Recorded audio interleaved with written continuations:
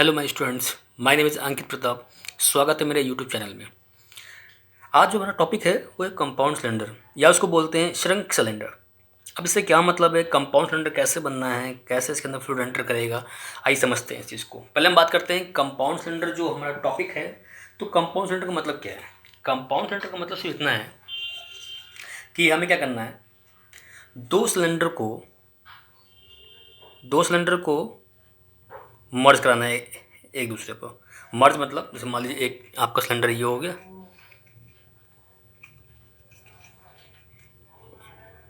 एक आपका ये सिलेंडर हो गया और ये सिलेंडर ये हो गया। अब इसको क्या करना है, इस पर मर्ज करा देना है। यानी कि या तो आप इस तरीके से कहते हैं मर्ज करा दीजिए। अब देखिए, यानी कि ये समझ गया। तो अब इसको मर्ज कराने के लिए कुछ कंडीशंस होती हैं। मतलब कहने का ये है, या तो अगर मैंने मान लीजिए इसको मैंने मान लिया आउटर सिलेंडर, इसको मैंने मान लिया इनर सिलेंडर। अब इसको मुझे इसके अंदर क्या कराना है, इसके अंदर एंटर कर देना है। अब ये दो सिलेंडर थे, अब दोनों को एक दूसरे में क्या कर दिया गया, मर्ज करा दिया गया है। तो उससे क्या, इसको क्या बोलेंगे, कंपाउंड सिलेंडर। ठीक, लेकिन कंडीशन ये होनी चाहिए कि साथ में इन दोनों सिलेंडर के बीच में जो एक कॉमन सरफेस होगा वहाँ का जो प्रेशर है, इतना प्रेशर होना चाहिए कि अगर ये सिलेंडर, अगर अंदर वाला सिलेंडर अगर रोटेट करे तो साथ में ये आउटर वाला भी रोटेट करे, या फिर आउटर रोटेट करे तो साथ में इनर वाला रोटेट करे।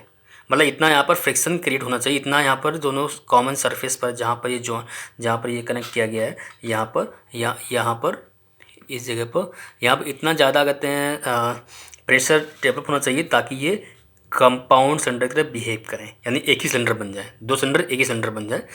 तो इसके लिए कुछ कंडीशंस होती हैं। आइए इसको रीड कर लेते हैं, देन भी मैं इसको समझाता हूँ। पहला पॉइंट है, the initial shrinkage pressure P dash will set up initial compressive circumferential stresses in inner tube and initial tensile circumferential stress in the outer tube. कहने मतलब उसका ये है सिर्फ इतना कि मैंने क्या बताया कि भाई देखिए, जब दो सिलेंडर को एक सिलेंडर बनाओगे, आप दो सिलेंडर को एक सिलेंडर जब बनाओगे तो ऑब्वियस बात है एक सिलेंडर को दूसरे सिलेंडर के ऊपर मर्ज कराना पड़ेगा। मर्ज कराने के लिए मैंने बताया कि जहाँ पर कॉमन सरफेस है, इतना ज़्यादा यहाँ पर प्रेशर डेवलप होना चाहिए ताकि ये कंपाउंड सिलेंडर की तरह बिहेव करे। मतलब कहने का ये है, अगर इनर वाला सिलेंडर रोटेट करे तो आउटर वाला सिलेंडर भी रोटेट करे। ऐसा ना हो कि इनर वाला रुका हुआ है और आउटर वाला क्या कर रहा हो, रोटेट कर रहा हो। ऐसा नहीं होना चाहिए।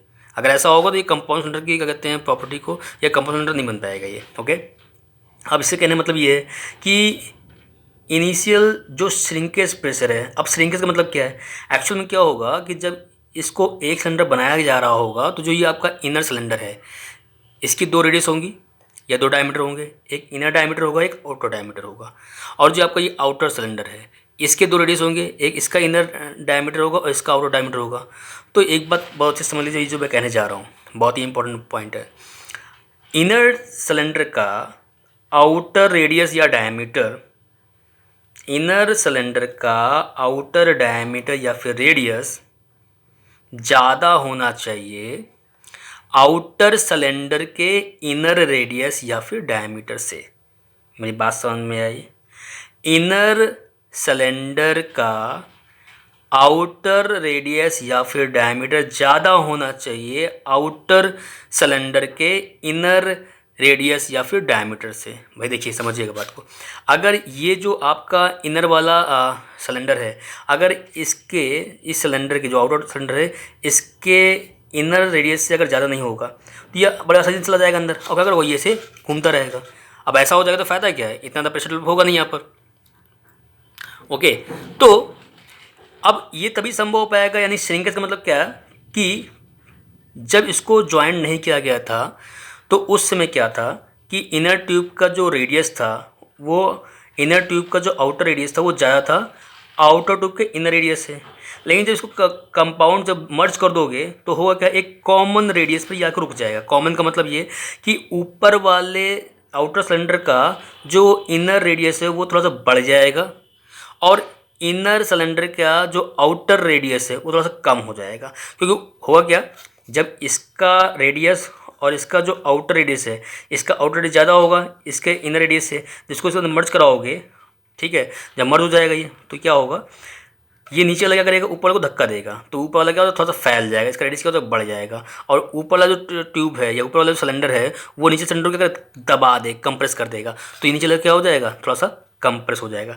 जैसे एग्जाम्पल के तौर में तुमको बताऊँ, जो घोड़ा गाड़ी होती है, तो घोड़ा गाड़ी में जो व्हील्स लगे होते हैं उसके ऊपर लकड़ी का व्हील होता है, उसके ऊपर एक रबड़ की लेयर चढ़ी होती है। तो रबड़ की लेयर चलाते कैसे हैं, जो भाई लकड़ी का तो क्या कहते हैं, और लकड़ी का जो व्हील है वो तो गर्म नहीं कर सकते हैं, लेकिन रबड़ को आप गर्म कर दो तो रबड़ डाया क्या हो जाएगा, बढ़ जाएगा, और बढ़ने के बाद जब आपने क्या किया उस लकड़ी के व्हील पे ऐसे रख दिया, जैसे ठंडा होगा तो सिकुड़ना शुरू हो जाएगा, सिकुड़ता रहेगा, और एक टाइम ऐसा आएगा, एक टाइम ऐसा आ जाएगा कि ये आपका क्या हो जाएगा, इस एक मिनट, एक टाइम क्या आएगा भाई, देखिए जब आपने गर्म कर लिया तो ये इसके डाया का ज़्यादा हो गया, ठीक है, लेकिन जैसे ठंडा करते जाओगे तो ये क्या होगा, इसका डाया कम होना शुरू हो जाएगा, जब कम होना शुरू हो जाएगा तो एक टाइम ऐसा आएगा बिल्कुल क्या कहते हैं और ठंडा हो जाएगा, तो ये जो आपने रबड़ का जो ट्यूब था वो उसको चढ़ाया था वो एकदम इस व्हील और इस ट्यूब के बीच का एक अच्छा खासा प्रेशर डेवलप हो जाएगा, ठीक है। तो ये जो मैंने एग्जाम्पल आपको लिया हुआ है, ये कंपाउंड सिलेंडर भी इसी तरीके से कहते हैं कंपाउंड सिलेंडर बनाया जाता है, ओके। ये दो सिलेंडर को जब कंपाउंड एक सिलेंडर बनाना होता है तो इस तरीके बनाया जाता है। इसीलिए हुआ क्या, जो जैसे मैंने घोड़ा गाड़ी के लिए बताया, घोड़ा गाड़ी में जो आपने रबड़ गर्म किया था उसका डाया ले जाया था, क्योंकि वो आउटर ट्यूब थी या आउटर सिलेंडर था, तो उसका इनर डाया क्या था, इनर डाया ज़्यादा था। अब जब ठंडा होगा तो क्या होगा, इनर डाया कम हो जाएगा, जब इनर डाया कम हो जाएगा और ठंडा होगा कम होगा तो ये जो इनर सिलेंडर है इसके आउटर डाया क्या करेगा, दबाएगा ना, तो ये कम होना शुरू हो जाएगा, और ये जो इनर वाला जो कहते हैं ट्यूब है वो धक्का देगा बाहर वाले कहते हैं सिलेंडर को, तो उससे क्या होता है इसका डाया थोड़ा सा बढ़ जाता है सिलेंडर के केस में। तो यही कंसेप्ट था। अब समझिएगा, ये मान लिया कि जब सिलेंडर कम मर्ज कर दिया गया तो ये आपका यहाँ से लेकर यहाँ तक R1 होगा, और यहाँ से यहाँ तक क्या हो गया R2, यानी कि अब मर्ज करने के बाद जो सिलेंडर जो कॉमन रेडियस आया, जो कॉमन सरफेस मिली वो R2 है, और ये जो आउटर रेडियस लेंथ R3। अब देखिए जब इनिशियल स्टेज जो डेवलप होगा, यानी कि जब आपने सिर्फ सिलेंडर को इस सिलेंडर के अंदर लगा दिया, ये मर्ज हो गया, ठीक, कंपाउंडर बन गया। अब उसकी वजह से क्या हुआ कि श्रंक हुआ, यानी कि इनर ट्यूब का डायमीटर क्या हो जाएगा, थोड़ा सा कम हो जाएगा, और जो आउटर ट्यूब का जो इनर डाया था वो थोड़ा सा बढ़ जाएगा, यही तो होगा। तो ये बात समझ में आ गई होगी कि इनर ट्यूब का जो आउटर डाया है, इनर ट्यूब का जो आउटर डाया है वो थोड़ा सा क्या हो जाएगा, कम हो जाएगा, और जो आउटर ट्यूब का जो इनर डाया है वो थोड़ा सा बढ़ जाएगा, ठीक है, जब मर्ज हो जाता है। तो इसीलिए जो इनिशियल स्टेज डेवलप होगा, अभी कोई फ्लूइड इसके अंदर नहीं है, ठीक है, ध्यान रखिए इसके अंदर कोई फ्लूइड नहीं है, तो यानी कि यहाँ इनर ट्यूब का इनर सिलेंडर का आपका, यानी कि यहाँ से लेकर यहाँ तक क्या है आपका इनर सिलेंडर ना, तो इसमें क्या आ जाएगा, कंप्रेशन आ जाएगा, क्योंकि बाहर इसको दबा रहा होगा, ठीक है, और यहाँ से लेकर यहाँ तक, यानी ये आपका आउटर रेडियस है, ये यहाँ से यहाँ आपका आउटर सिलेंडर ना, तो आउटर सिलेंडर में क्या आएगा, टेंसाइल आ जाएगा, क्योंकि देखिए ये क्या कर रहा होगा, ये चाहेगा थोड़ा सा बढ़ना, ठीक है, इसको ये बढ़ने नहीं देगा आउटर ट्यूब, तो आउटर ट्यूब में क्या आएगा, टेंसाइल आएगा, और आउटर ट्यूब क्या करेगा, इसको अंदर को दबाएगा, तो इस पर क्या आ जाएगा, कंप्रेसिव आ जाएगा। ये कंडीशन तब की होती है जब इनिशियल स्ट्रेस डेवलप होता है, जब आपने कंपाउंड सिलेंडर बनाया है, दो सिलेंडर को एक सिलेंडर बनाया, ओके। अब देखिए, अब जब ये कंपाउंड सिलेंडर बन गया, अब इसके अंदर फ्लूइड आपने एंटर करा दिया, जब फ्लूइड आपने फिल करा दिया तो फ्लूइड की वजह से क्या होगा, ये कंपाउंड सिलेंडर एक तरह से क्या करेगा, पूरा एक सिलेंडर की तरह बिहेव करेगा, एक सिलेंडर हो गया, ठीक है, तो वहाँ पर क्या होगा, इस थिकनेस में केवल क्या होता है, टेंसाइल स्ट्रेस डेवलप होगा। हाँ, ये बात अलग है कि इनर रेडियस पर जो स्ट्रेस की वैल्यू ज़्यादा होगी, और जैसे जैसे आप थिकनेस में मूव करते जाएंगे वैसे वैसे क्या होगा, स्ट्रेस की वैल्यू कम होना शुरू हो जाएगी। तो वही मैंने यहाँ पर ग्राफ ड्रॉ करने की कोशिश किया हुआ है कि ये आपका R1 पर स्ट्रेस की वैल्यू क्या ज़्यादा है, और R3 पर यानी आउटर रेडियस पर क्या है, वैल्यू कम होती जा रही है, और R2 पर भी देखो वैल्यू क्या है, इससे कम है, और यहाँ पर सबसे कम हो जाएगी R3 पर ना। तो यही मैंने ग्राफ ड्रॉ किया, लेकिन रहेगा टेंसाइल, फ्लूइड के प्रेशर की वजह से जो क्रॉस सेक्शन में, सिलेंडर के क्रॉस सेक्शन में जो स्ट्रेस डेवलप होगा वो टेंसाइल होगा, लेकिन इनर रेडियस पर मैक्सिमम वैल्यू होगी, आउटर रेडियस में मिनिमम वैल्यू होगी, और इस तरह से ये वेरी करेगा।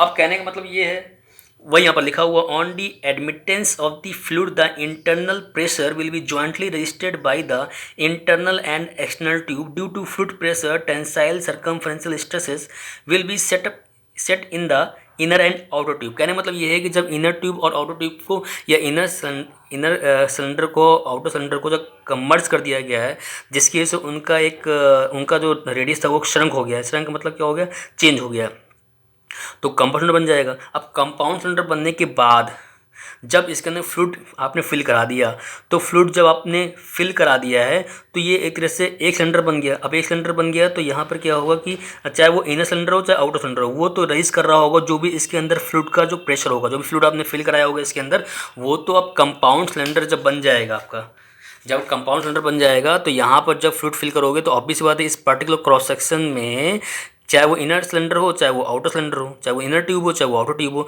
वो तो पर्टिकुलर रेजिस्ट करेगा ही उस प्रेशर का। उसको उस प्रेशर को बढ़ाओगे तो उसको क्या करेगा, उसको बैलेंस करने की कोशिश करेगा ताकि ये सिलेंडर फट ना पाए। तो वही यहाँ पर कहने का मतलब है कि आपका जो यहाँ पर will be jointly resisted by the internal and external tube due to fluid pressure, tensile circumferential stresses will set in the inner and outer tube. Okay, तो ये ग्राफ तब का है जब आपने कंपाउंड सिलेंडर के अंदर क्या कर दिया, फ्लूइड एंटर करा दिया।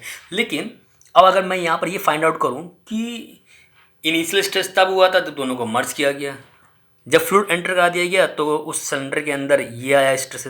अब दोनों की वजह से फाइनल स्ट्रेस कितना डेवलप हुआ, तो फाइनल स्ट्रेस अगर देखेंगे आप कितना डेवलप हुआ तो इन दोनों को ऐड कर देंगे तो आपको ये वाला ग्राफ मिलेगा, ये वाला ग्राफ मिलेगा। ओके, ये ग्राफ यहाँ पर दिखा रहा है क्योंकि ये कंपाउंड था तो यहाँ इतने पोर्शन में ये वैल्यू क्या हो जाएगी, कट हो जाएगी।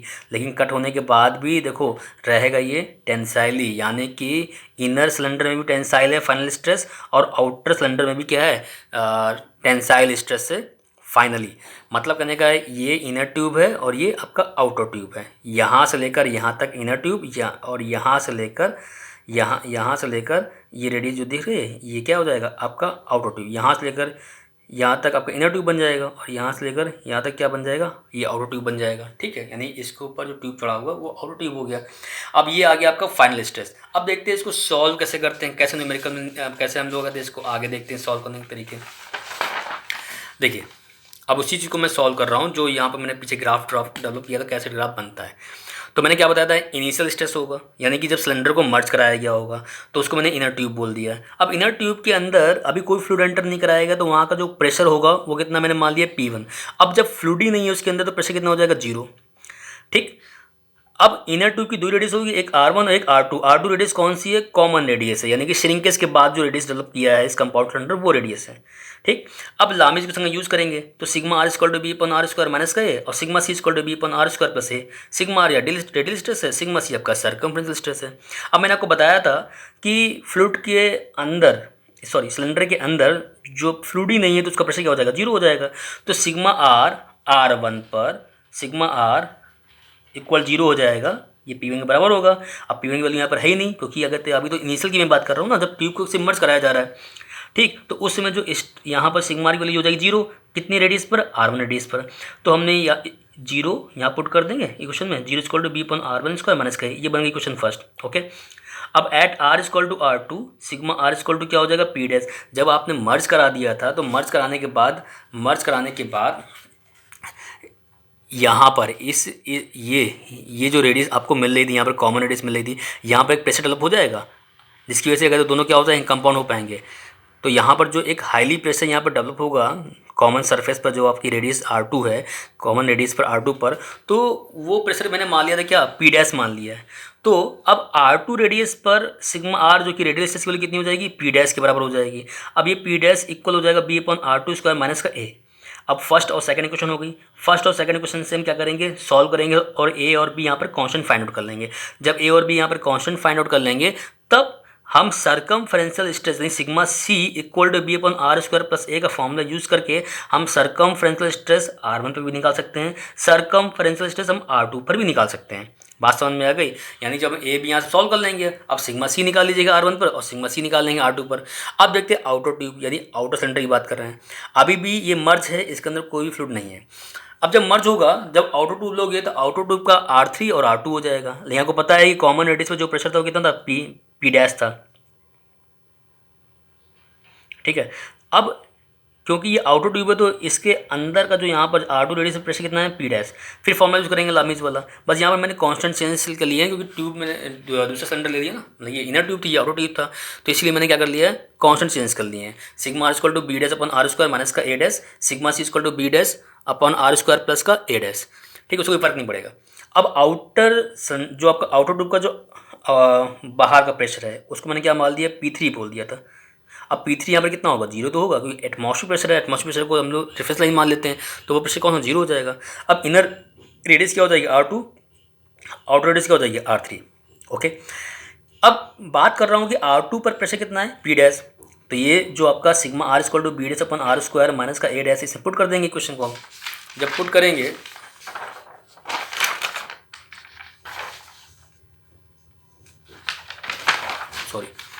जब पुट करेंगे तो यहाँ पर क्या करेंगे, सिग्मा R इक्वल टू हम क्या वैल्यू पुट करेंगे, सिग्मा R इक्वल टू हम वैल्यू ले लेंगे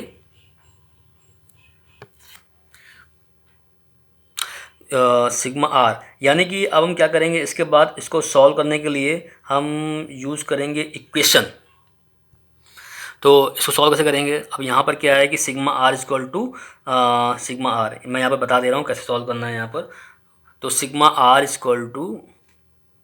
इक्वल टू हो जाएगा P डैश के बराबर एट R इक्वल टू कहाँ पर, R2 पर, ठीक है। और सिग्मा R इक्वल टू हो जाएगा जीरो, यानी कि एट R इक्वल टू कहाँ पर, R3 पर। अब कहने का मतलब ये इसी क्वेश्चन में हम पुट करेंगे वैल्यू को, जब पुट करेंगे तो क्या हो जाएगा, ये क्वेश्चन मिलेगी हमको P dash equal to B dash upon R2 का स्क्वायर माइनस का A dash zero equal to B dash upon R3 का स्क्वायर माइनस का A डैश। अब ये जो आपका इक्वेशन है इसको हम बोल देंगे, इसको इक्वेशन बोल देंगे हम थर्ड, और इसको हम बोल देंगे फोर्थ। ओके, अब यहाँ पर इक्वेशन थर्ड एंड फोर्थ को सॉल्व कर लेंगे, फिर हम क्या निकाल लेंगे, A डैश और B डैश निकाल लेंगे। अब A डैश और B डैश फाइंड आउट करने के बाद फिर हम क्या करेंगे, सरकमफ्रेंशियल स्ट्रेस की वैल्यू यहाँ पर फाइंड आउट करेंगे R2 पर और R3 पर, यानी A डैश B डैश मिल गया हमको, कॉन्स्टेंट वैल्यू मिल गई, तो यहाँ पर सिग्मा सी की वैल्यू हम फाइंड आउट कर लेंगे। ओके, आई थिंक बात समझ में आ गई होगी।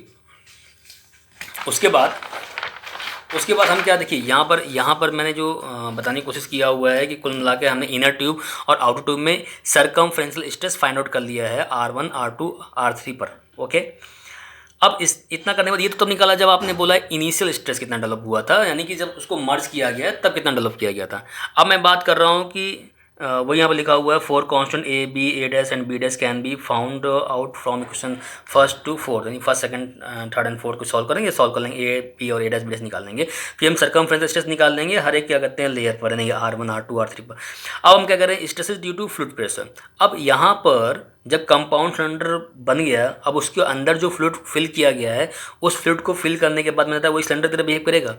अब ये दो सिलेंडर जो थे आपने जब मर्ज कर दिया, उसको क्लोज कर दिया, उसके अंदर फ्लूइड भर के क्लोज कर दिया, अब ये सिलेंडर क्या हो जाएगा, एक सिलेंडर की तरह बिहेव करेगा। तो यहाँ पर जब कंपाउंड सिलेंडर बन गया तो यहाँ पर जो अब यूज़ करेंगे लामीज इक्वेशन, मैंने कॉन्स्टेंट फिर चेंज कर दिए हैं, sigma R equal to B upon R square minus का A, sigma C equal to B upon R square plus का A, उससे कोई फर्क नहीं पड़ने वाला है।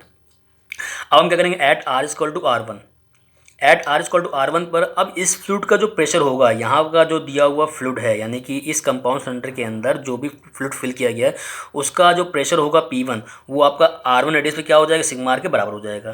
तो P1 equal to B upon R1 का स्क्वायर माइनस का A, ये बन गई क्वेश्चन फिफ्थ।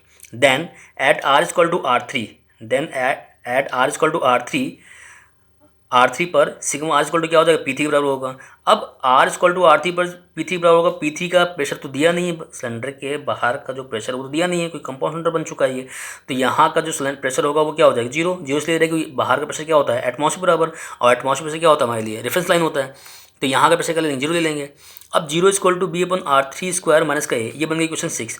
अब इसी तरह सिमिलर फिफ्थ और 6 को सॉल्व करके हम क्या कर लेंगे, कांस्टेंट A और B की वैल्यू फाइंड आउट कर लेंगे, और A और B की वैल्यू को फाइंड आउट करने के बाद फिर से हम सिग्मा C की वैल्यू निकालेंगे कहाँ पर, R1 पर, फिर निकालेंगे सिग्मा C की वैल्यू कहाँ पर, R2 पर, और फिर निकालेंगे सिग्मा C की वैल्यू कहाँ पर, R3 पर। समझ बता गई, यानी कि सिग्मा C आप फाइंड आउट कर लेंगे R1 पर, सिग्मा C आप निकाल लेंगे R2 पर, और सिग्मा C आप निकाल लेंगे R3 पर। भाई देखिए A और B जब कांस्टेंट वैल्यू मिल जाएगी तो हम इस केस के लिए भी सॉल्व कर लेंगे। अब आपको ये निकालना था कि फाइनली स्ट्रेस कितना डेवलप हुआ। भाई पहले हमने निकाला इनिशियल स्ट्रेस कितना आया, तो भाई R1 पर R2 पर निकाल लेंगे सरकमफ्रेंशियल स्ट्रेस, फिर हम क्या करेंगे R2 और R3 पर निकाल लेंगे, ठीक है। इनिशियल स्ट्रेस के लिए करते हैं कितना आएगा सरकमफ्रेंशियल स्ट्रेस, फिर हम फ्लूइड जो फिल किया गया उसकी वजह से जो सरकमफ्रेंशियल स्ट्रेस निकल कर आएगा R1 पर, R2 पर, और R3 पर निकाल लेंगे, ठीक। यही देखना काम किया है।